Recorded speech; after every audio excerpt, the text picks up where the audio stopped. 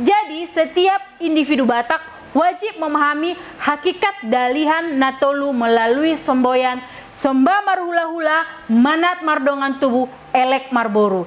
Jika diartikan orang Batak, wajib menghormati hula-hula, menjaga keakraban dengan dongan tubuh dan mengayomi pihak boru.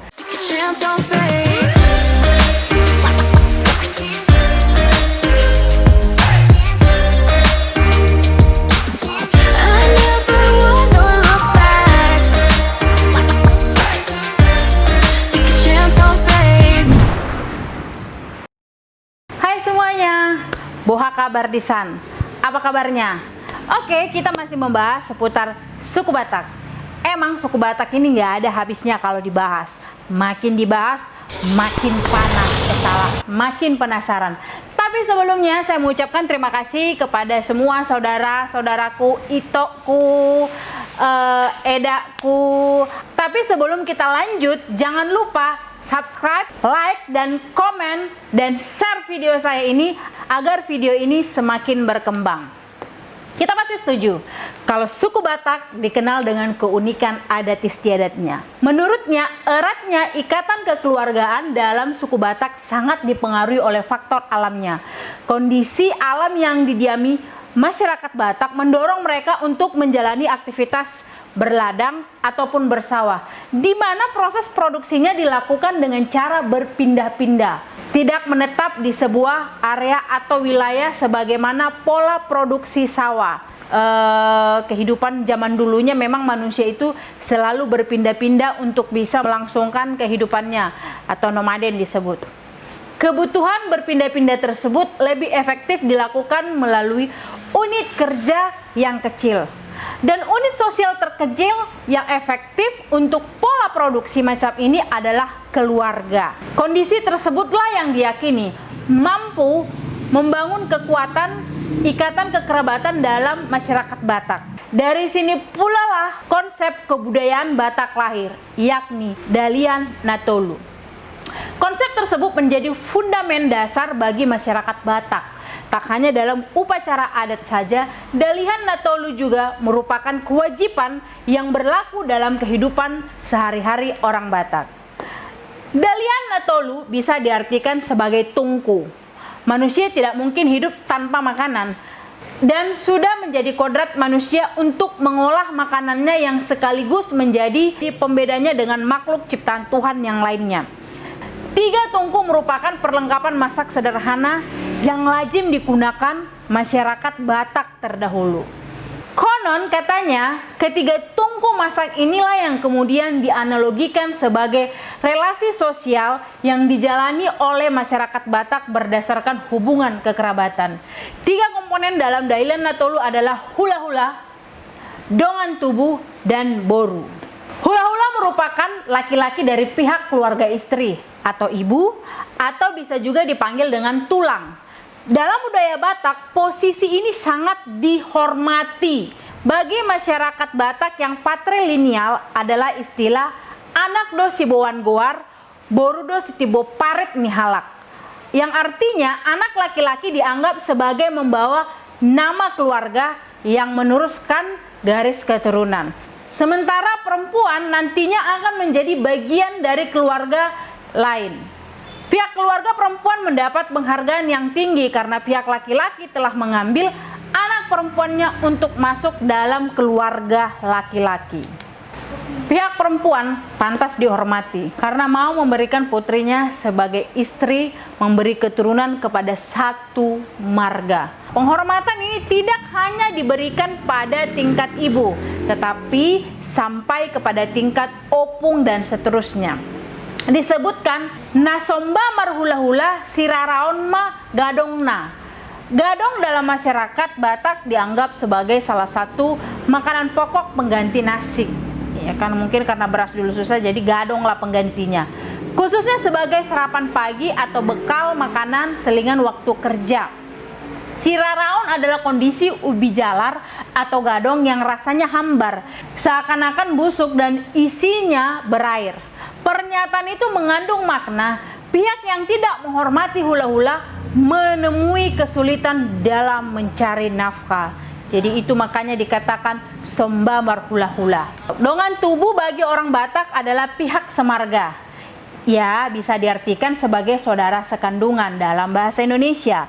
Dalam pelaksanaan upacara adat, posisi dongan tubuh tak lain adalah bagian dari pihak penyelenggara adat atau eksekutor.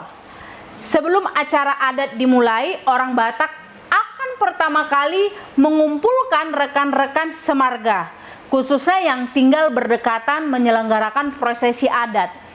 Begitu pula, selesai acara, evaluasi terlebih dahulu dilakukan bersama dongan tubuh sebagai penyelenggara adat.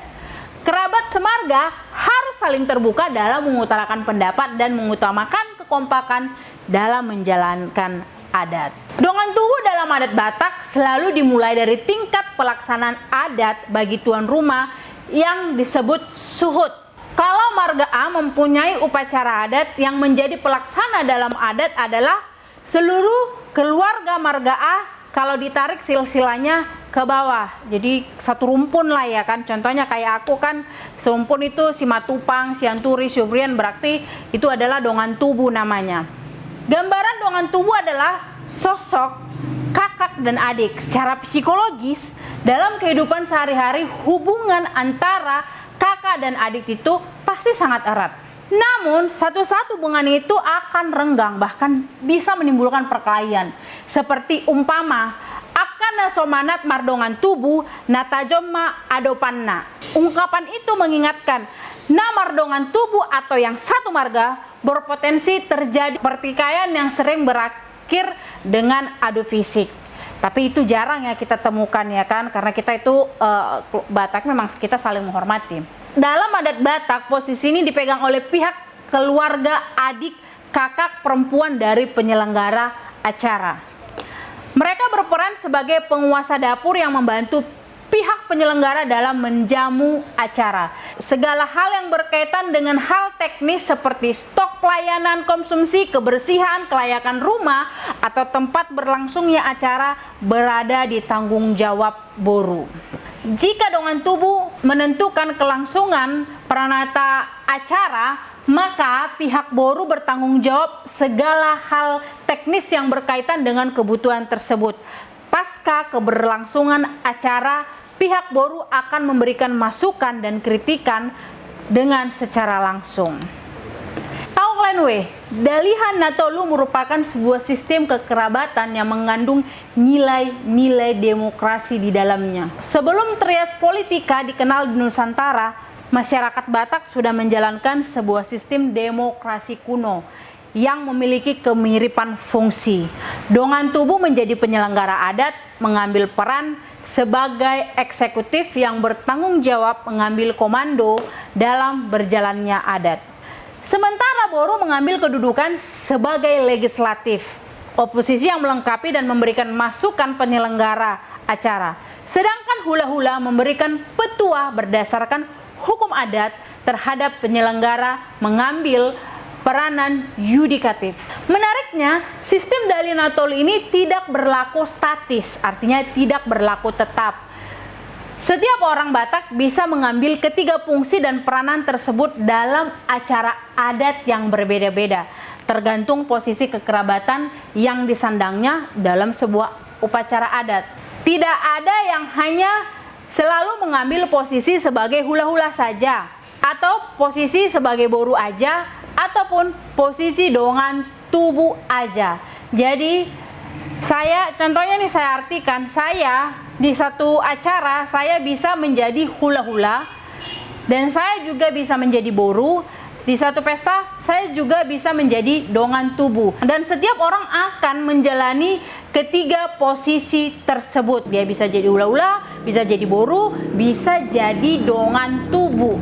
Jika seorang berasal dari pihak perempuan di sebuah acara adat, maka ia diposisikan sebagai boru. Begitu pula jika dalam acara tersebut posisinya dalam kerabat adalah rekan semarga, ia pun bertanggung jawab sebagai dongan tubuh. Jika seorang berasal dari pihak perempuan di sebuah acara adat, maka ia berposisi sebagai boru. Begitu pula dalam acara tersebut posisinya dalam kerabat semarga, ia pun bertanggung jawab sebagai dongan tubuh. Demikian halnya saat ia memainkan peran sebagai hula-hula. Masyarakat Batak dituntut untuk memahami ketiga posisi tersebut karena dia pasti akan menjalani ketiganya.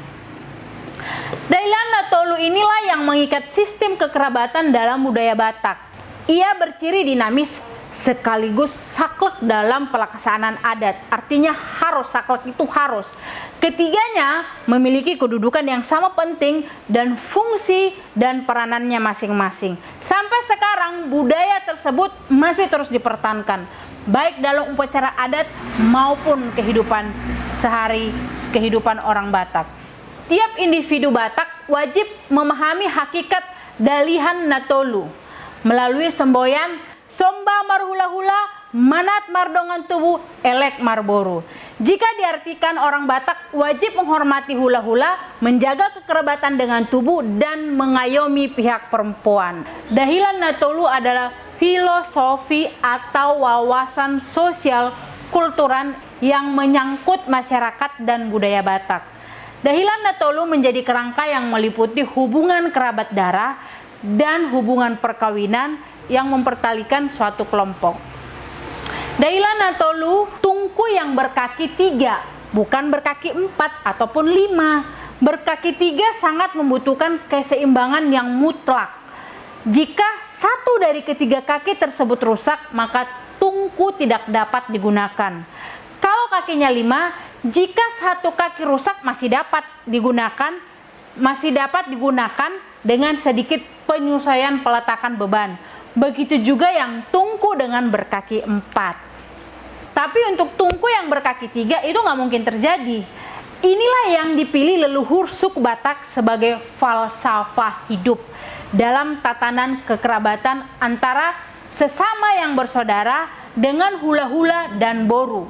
Perlu keseimbangan yang absolut dalam tatanan hidup antara 3 unsur. Untuk menjaga keseimbangan tersebut, kita harus menyadari bahwa semua orang yang pernah menjadi hula-hula, pernah menjadi boru, dan pernah menjadi dongan tubuh. Oke, itulah dia mengenai Dalihan Natolu. Jangan lupa like, subscribe, dan share agar channel saya ini semakin berkembang. Horas, horas, horas.